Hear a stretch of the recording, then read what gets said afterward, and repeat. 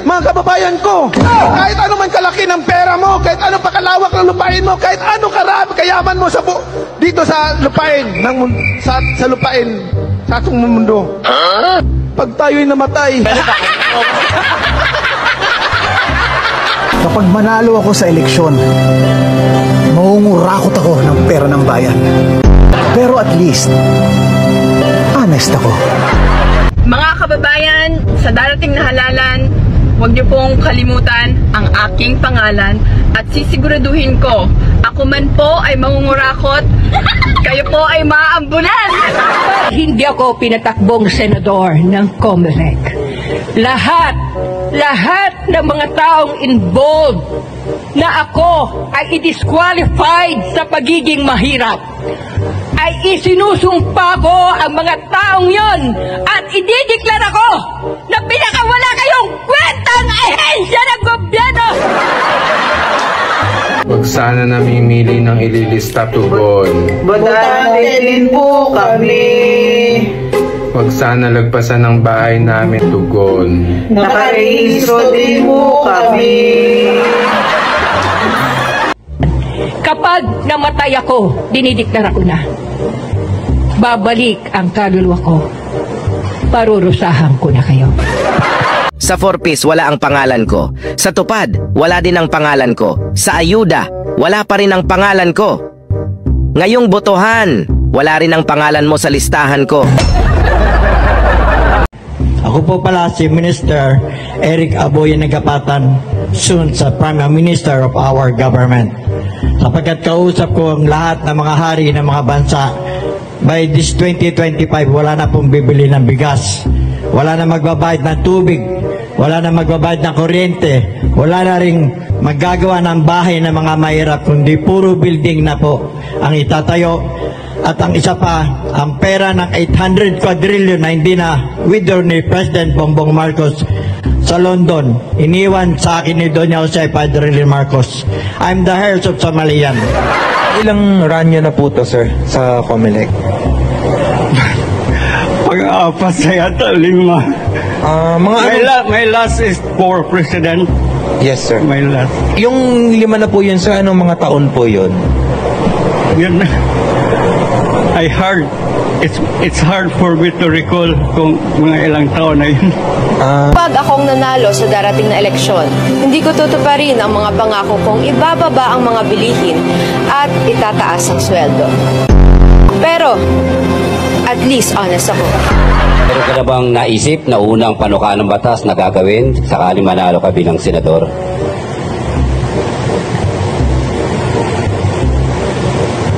Wala pa po, sir, sa ngayon, pero pagsikapan po natin po pag nadiyan na yan, sir. Pag naganap na po ang eleksyon. Thank you.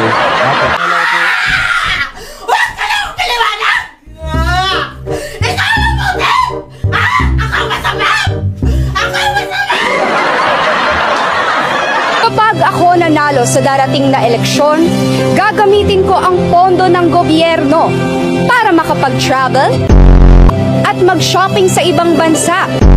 Dahil makapal ang mukha ko. Pero, at least, honest ako. Matakbo para sa kagawad. Ayan! Hindi nagbabago. Sira ulo. Numero 1. Sa kalokohan. Sa kagaguhan. Wala kang mapapala dito. Kaya bakit mo iboboto? Kapag nanalo ako sa darating na eleksyon, gagamitin ko ang posisyon ko para mambabae. Dahil babaero ako. Pero, at least, honest ako. Eleksyon. Ngayon niyo matitikman ang ganti ng botanteng nilampasan nilang ayuda.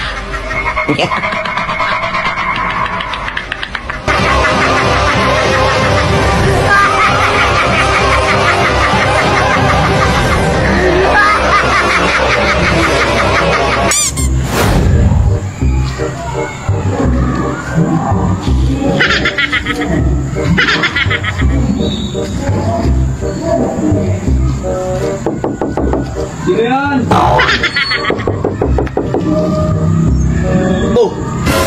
Ilan kayo dyan? Mag-isa lang ako dito. Isa lang. Isa lang kayo? Sino ba yan? Ay! Lima po kami dito. Hindi, misis.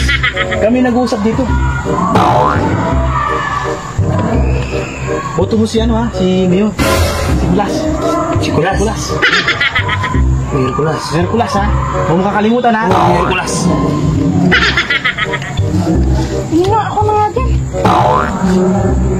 Sabi ko sa'yo, 5 tayo. Kapag nanalo ko sa darating na eleksyon, bibigyan ko ng pwesto sa gobyerno ang lahat ng mga kamag-anak at kaibigan ko. Dahil korap ako.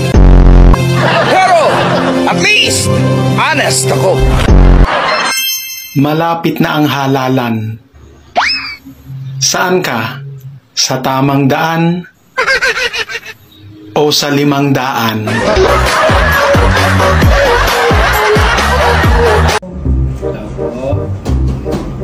Ano yan?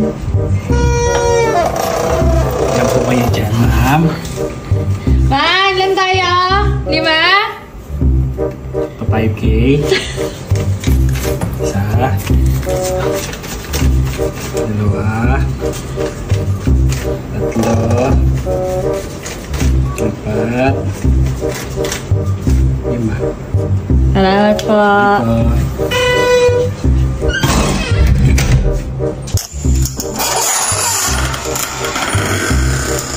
Ay, nag-usa mo ka diha. Sumbo na tayong pangamangan ng April na yung eleksyon na yan. Kaya kalimut pagbuta na. Nanay mo. Buang 200 ra? Oh, kung bagay magbuta ko. No. Ano sabi nun? Kagabi na? Bisa na! Isang pinanuktok.